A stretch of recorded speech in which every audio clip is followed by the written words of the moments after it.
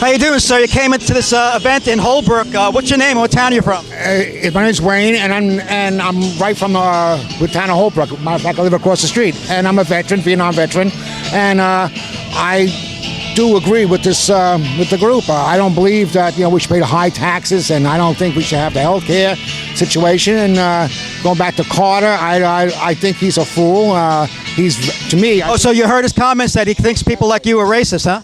He is definitely un-American. Definitely un-American. No. So you feel pretty insulted by that, then, huh? Of course. I'm not a racist. I mean, I'm not against that. I have against his policies, and I think his policies are entirely wrong. Does it matter to you in any way that Barack Obama is half black?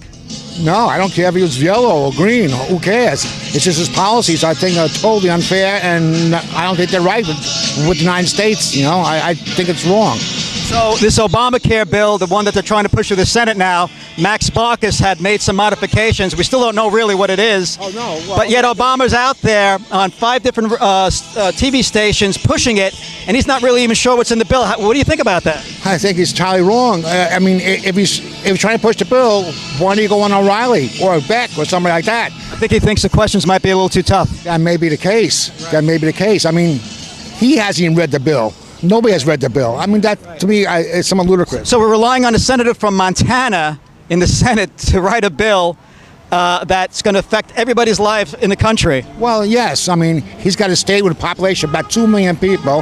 He's about the only state that's in good standings as far as the economy is concerned. So, I mean, I think he's entirely wrong. Entirely wrong. I don't support that at all. I said before, I believe in Glenn Beck, I believe in O'Reilly, I believe in Sean Hannity. All those people come up with the right ideas, and I think... You believe in the things they're saying, not so much in the personalities, right? No. They are Americans, and they believe in the American way, and we should have it. It should be judged by the so-called majority, and we are the majority.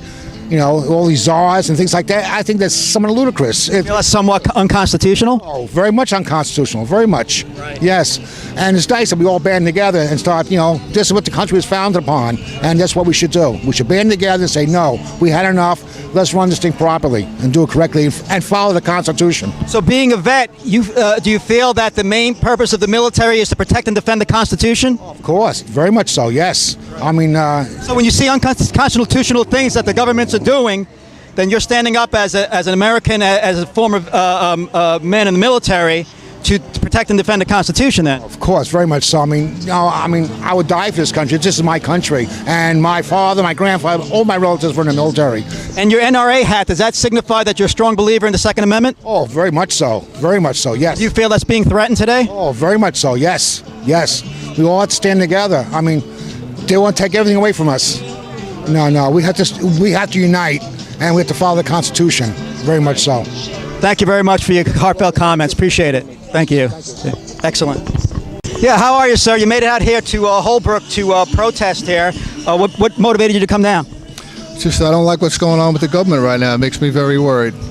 Unlike First Lady Michelle, I'm now worried about my government for the first time. I don't like what I see.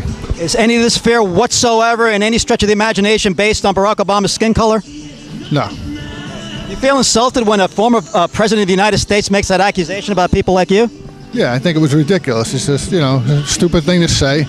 I don't like his policies. That's what scares me. I don't care what color he is. Do you think it's an attempt on their part to silence the opposition by accusing you of something you're not? Yeah, I think so. They don't know how to counter. They don't want to admit that a lot of people do not like what they see happening, and they don't know how to do anything about it except race bait, I guess, And recently, Nancy Pelosi made some comments about her fear of violence springing up through these Tea Party movements. Do you think there's any validity to that at all? No, I haven't seen any sign of it. I'm sure there's a few people that are a little rowdier than others, but for the most part, I don't see anything. They're regular, hard-working people that are taking time out of their lives to come down and let the government know we're tired of what they're doing. Did you hear about that Tea Party protester? I think it was about a month ago, an older gentleman who actually had his finger bitten off by an Obama supporter. Yeah, I heard that. That's crazy. Yeah. So if there's any evidence of violence, it seems to be coming from their side, doesn't it? From what I've seen, yeah. I haven't. So it's particularly disingenuous then on her part to accuse you guys of doing it when the evidence is on their side, and she won't even comment about that. Yeah, I noticed that, yeah. Pretty convenient, huh? Very. Okay, well, thanks for your comments. Appreciate you coming down. Sure. Thanks for being here. Okay, sir, yeah, you have some comments you wanted to make? I do. And that is, if a thing is so good, why do you have to sell it so much? Obama's nothing more than a used car salesman trying to put it down your throat and forcing people. Now he says buy by the law. Why does he break up the Constitution? And why does he want to break it up all the way? Is any of this at all based on the color of his skin? Hell no. It's based on the color of his head, which he's got no brains. He thinks he's so smart that he's stupid. And that's what I say about smart people. So why do you think he doesn't want to be interviewed by Fox Network? Why? Because he don't want to face the facts. That's why. He lies all the time, and he tells you one thing, and he means something else all the time.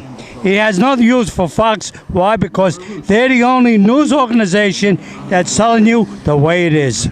I guess you remember when Jimmy Carter was president, don't you? Yes, I do. What do you think about his recent comments that most of this is based on racism? Well, I think he belongs in an insane asylum for what's coming out of his mouth. Well, you're allowed to say that because he's white. I don't care what he is. He could be green and yellow for all I care. Right. So it's particularly cynical when they make accusations about racism to try and silence your rational views of opposition. Well, what I say about that is, why don't they look in the mirror when they say that? Right. Right. So somebody like Van Jones, who also happened to have been a black man, you were most concerned about the fact that maybe that he was a self-avowed communist. No, he's a pure communist, and that's what he'll always be, and that's what I think Obama is, because he gets him in his office. Now, he wants a czar. Why doesn't he go back to Russia, and he can have all the czars he wants? You have any confidence in all in Max Baucus, the senator from Montana, who's come up with a new version of the bill, the 50th version, whatever it is? It's the same old stuff, rehashed. Right, so you have very little confidence in that, huh? None whatever. Okay, appreciate it. Thanks so much for your comments, and thanks for coming down.